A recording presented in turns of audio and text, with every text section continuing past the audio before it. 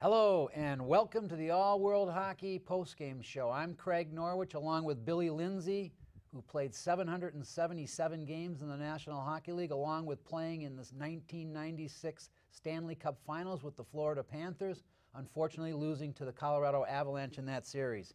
Billy, you played in a lot of hockey games. You've been in the Stanley Cup Finals. What's it like for preparation? Is it any different than in the regular season? And how do you prepare for this series? You're so dialed in as a hockey player when you get to this standpoint. Everyone is, the focus goes up. It's you're playing in a 7-game series against a team, so everything is magnified. So you're much more dialed in, and obviously with every game being so important, it's you don't ever have those games where I kind of don't want to play. Let's talk about injuries a little bit, Billy. I know it's very important to be healthy in these series, but unfortunately, after playing 85, 90 games a year and the playoffs to get into this finals, how big is the injury factor and how big is it to be healthy for the Stanley Cup Finals? Yeah, I think it's crucial to be healthy. If you can get into this series healthy and go from there, everything just seems to work out. And if you're banged up, missing some key guys, you're going to have some problems. Well, Anaheim wins the game 6-2. Let's look at a couple of first period highlights and see how they got that win. Well, 5-on-3 situation, you don't want this when you're Ottawa early in the game, and a lucky bounce off the skate goes between Emery's legs. What a tough break there for Ottawa to start off the game. Rob Niedermayer here with a strong play. He's been playing awesome. This line's been dominant.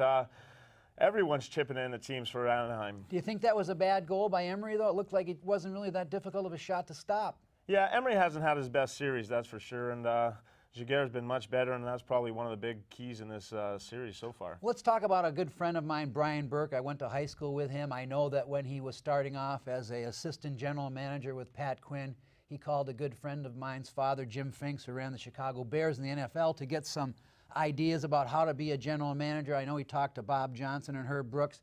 Brian Burke is a very astute man in this game who's becoming the real person to follow, I think. Would you agree? Yeah, he's done a tremendous job putting his team together. He went out, was aggressive, went out, got Chris Pronger. When you make those kind of bold moves, it says you want to win a championship, and they got it done, and right now all his moves pay dividends. Well, let's talk a little about the rule changes, and of course a lot of teams went the other way. They went with the smaller, quicker guys. Maybe I could get back in the game, you know, with my 5 penalty minutes. But what does the rest of the league do now when they see the success of the big, strong Canadian prototype players winning the Stanley Cup? Yeah, it's a kind of a mix and match. I think you need a little bit of both, but you got the big guys like Pronger and those guys out there, and they got some big forwards, Dustin Penner and those guys. But I think the key that you said is a big Canadian group. It's the best hockey country in the world, and if you want the best players, go to Canada. Okay, Billy, well, I'm an American. I might have a little different opinion on that, but I certainly agree with you there.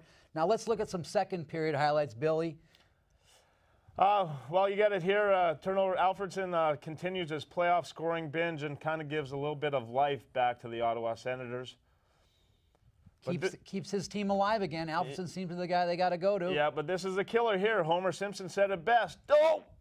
Yeah, that's a tough one for poor Phillips there. You know, he must feel terrible about that, and my heart goes out to the guy in the finals. Now here comes Alfredsson again. Yeah, Alfredsson seems he's the leader. I guess this is why he wears the captaincy. But another great goal scorer's goal, goes short side, great shot.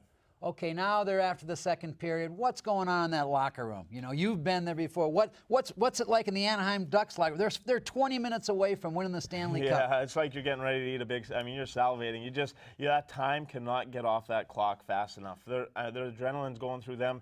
And the other room, like Ottawa, they know that they are beat and they're down.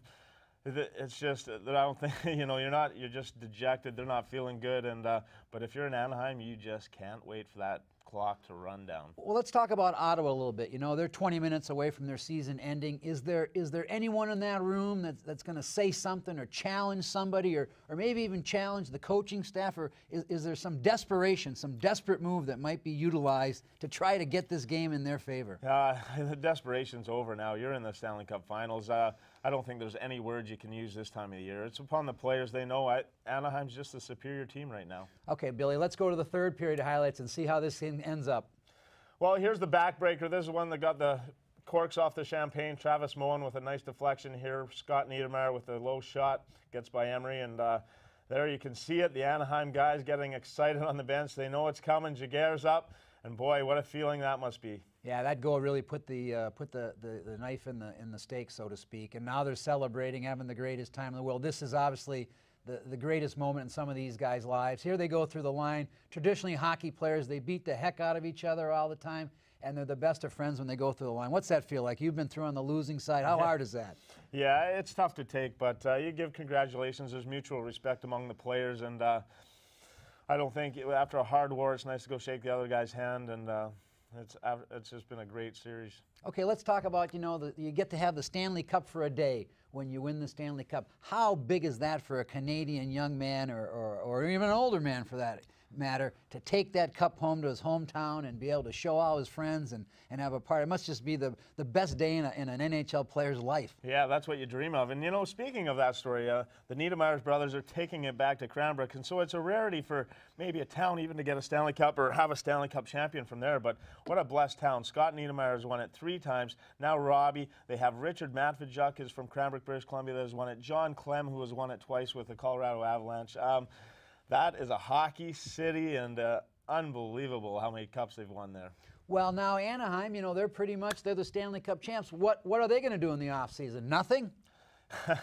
They're gonna take some time, put it that way. They're gonna take some time, regroup, enjoy it, and then you gotta get back to work and get ready for the next year, and I think this team's got a chance to repeat. What type of adjustments will some of these teams that didn't make the finals, or like Ottawa got in the finals and really weren't competitive against the Ducks, what type of adjustments, changes in their scouting, changes in their management might be coming down the pike for some of these teams? How can I get 2 Norris Trophy winning defensemen on my team is probably the first one, but it's tough. They just got to try and build the way they have. But with those 2 big D on Anaheim, it's just they had everyone contribute. I think you just need a good, solid lineup throughout. Let's go to the Conn Smythe Trophy winner, Scott Niedermayer here. I think we got a shot of him hoisting it's Gary Bettman giving him the Conn Smythe Trophy. How exciting is that for a guy? Yeah, Scott Niedermayer had a great playoff run, well deserving. Well, I'll tell you what, a lot of guys could have won this trophy besides Scott. He's a great choice. Folks, it's been a wonderful season this year in the NHL. Great Stanley Cup Finals, great playoff series. We'll see you all back here next year. Have a great summer.